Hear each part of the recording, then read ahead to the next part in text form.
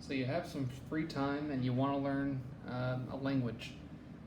So you have to figure out what your reason for learning a language is, how much time you have.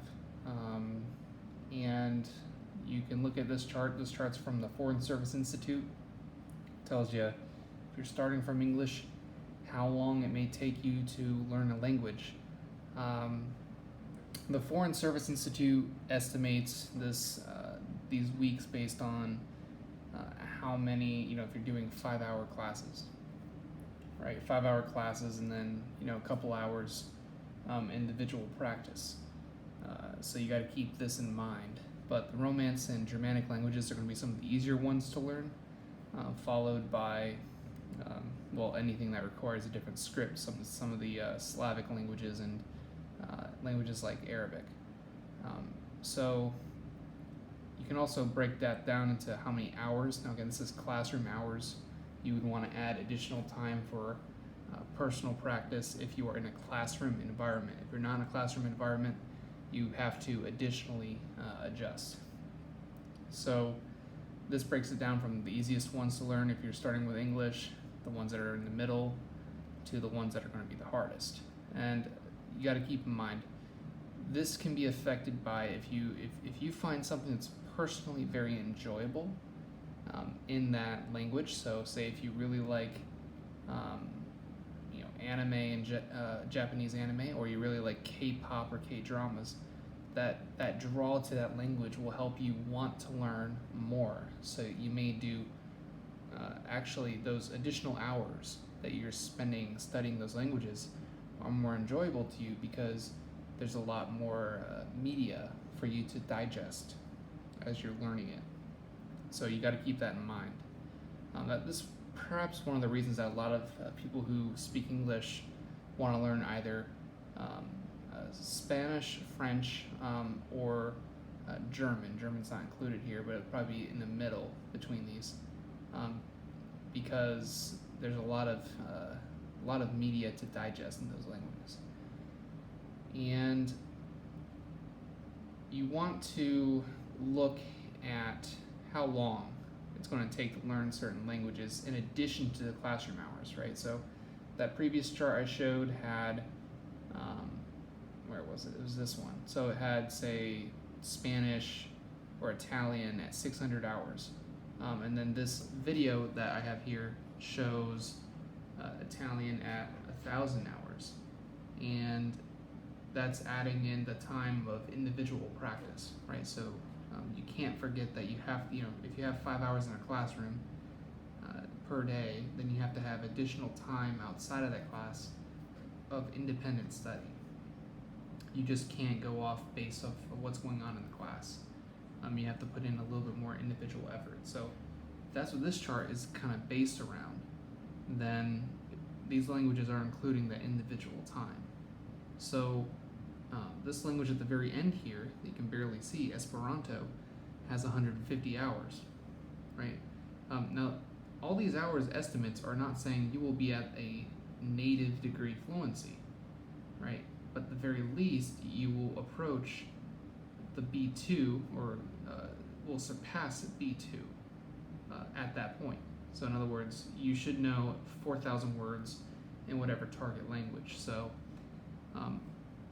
my whole reason for this video is I'm trying to learn a language. I have some free time, and I want to try to learn a language that I won't forget, and I want to actually accomplish this. So, B2 level of Esperanto is what I'm aiming for. And it's the language that people will sometimes make fun of, joke about, etc., because it's a constructed language. No country speaks it. And compared to many of these other languages, there is a little bit of a problem finding material in it.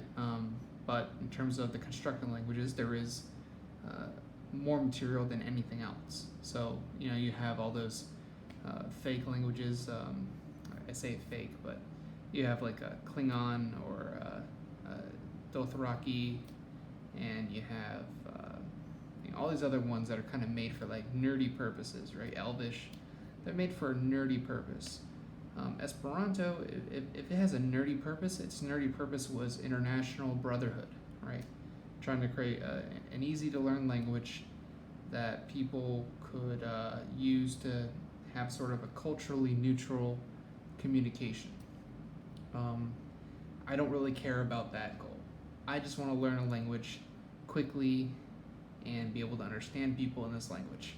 If I end up wanting those same goals along the way, great. I just want to learn. So, 150 hours. I don't have 5 hours a day to spend. So, I can spend about 3 hours a day at the moment. So that's what I'm going to do. I'm going to spend about 3 hours a day, and and there's no classroom. It's not a classroom setting, so it's all independent study. And you have to make sure when you're doing that independent study that you are hitting all those various parts of learning a language, right? You have to be listening, practicing your listening. You have practicing speaking, your writing. Your reading and your writing. For me, I end up learning the reading part more quickly and the speaking part more quickly. But the listening and the writing, it takes a little more time for me. I think listening especially, because you gotta think, okay, you could read maybe Esperanto or any other language fine, but when it comes to having a conversation in it, that's where it can get pretty tricky. And you start to have some of the confidence issues. So listening and speaking are going to be pretty important as well. So how will I be learning Esperanto? My goal is to obtain, again, that B2 level, around 4,000 words, and I will be doing this via a couple different ways. The first way, and I'm going to go ahead and just throw this in front of the camera. This is a book I purchased online called Complete Esperanto, Teach Yourself, Beginner to Intermediate Course. It says, learn 2,000 words confidently. And it actually uses that little framework in the very back there, the A1, A2, B1, B2, etc. And it says that you should be accomplished at a B2 level. So that's 100% what I'm looking for.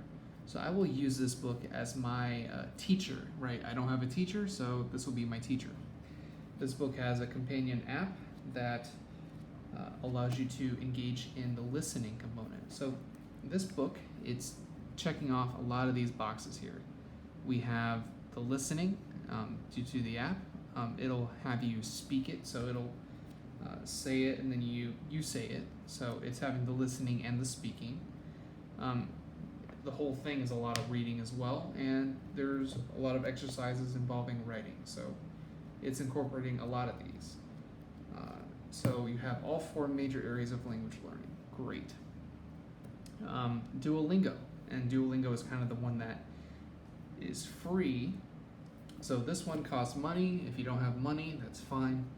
Duolingo is your go-to. Because it also has, at least on the computer version, it'll have these tips. And I reset my progress. I had tried learning it before. It's probably the second time I've done it. And you can go through and you can obtain higher levels of each of these. This also pretty much hits on all those major language groups, reading, writing, speaking, etc. I think the only one it doesn't hit on, actually now I think about it, is speaking. I don't believe it requires you to speak. You can obviously speak into it, but that would be more personal. It's not really incorporated within Duolingo. Other than that, it's fine. And then the next element that I'll be utilizing is are these flashcards. And these flashcards, I'm using Anki, A-N-K-I, and I am using the app called Anki Droid. Now, Anki Droid looks like this, and it's free. And I ended up getting these card sets, which is the Speak Esperanto Like a Native, 1, 2, 3, and then there's a bunch of other ones. All together in total, there's about 2,800 words on these cards. So the book says 2,000 words. These cards say 2,800 words. And it may not be all the same words. I'm using different card sets because it shouldn't matter. which words you're learning all the same language. So as long as you're not being taught the wrong thing in each one of these. In addition, the way it does flashcards in Anki is just better. If you're not familiar with SRS style flashcards, just look that up. It is basically, if you're going to use flashcards, you got to do it that way in order for it to be effective. And Anki is just kind of a natural way to do it. So the app on Android is free, and the program on the computer is free. You're going to have to pay for it if you use a iOS device. So that is my approach. Oh yes, there's one more thing I'm going to be using, and that is the series called Pasporto alla Tutto Mundo. And it's a kind of a cheesy little 16 video series, and each video is about 30 minutes long, and then it also comes with a transcription, so there's a reading element while you're watching. And I would rather just the caption, this is just personal preference, I would rather the captions have been on this already, like kind of as you're watching. But maybe they were hesitant to do that. So it doesn't really matter. You can pop it up at the same time, kind of look back and forth. So this one, you're getting a lot of experience with the listening element, right? That's one that you typically don't see. So it's listening and reading because you also can see it visualized. And then after you're done watching it for 30 minutes, you have an exercise that could take you maybe an hour. It's a bunch of different exercises it's entirely in Esperanto. So some of the instructions, if you don't understand, you're going to be kind of screwed. But otherwise, you can figure out some of these. And when all else fails, Google Translate, try to figure out the instruction. It's not going to be the end of the world. And that is essentially my approach. So what is my goal? 150 hours to obtain a level of B2 fluency in Esperanto, right? 150 hours.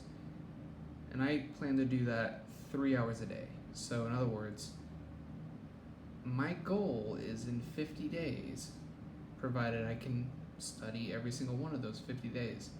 In 50 days, I will be at around a B2 level. So that's my goal. And I challenge you, if you're watching this, I don't know why you are, but I challenge you. If you want a challenge, do Esperanto in 50 days, 3 hours a day, right? Arrange it however you think is best for your own personal practice, based on whatever resources you have. There's other resources for Esperanto out there. Or if you would rather do a different language, that's fine, but you're going to need more than 50 hours. More than 50 days for, 3 hours a day. Esperanto is just less time. That's just because of the way its grammar and its vocabulary, are. So it should be a lot easier. I will record. Anytime I do a study session, I'll record it, and if I'm not able to record, then I'll just skip recording for that day, right? I'll just study personally, and just the next recording I'll just put the next number, right? It'll be hour 1, hour 2. If I don't record sorry. Let me restart that. I will say day 1, day 2. And if I don't get day 3, then the next video will be day 4, right? So even though I can't always record, that's my goal right now. So first time I'm doing something like this, we'll see how it works out. So, and end video.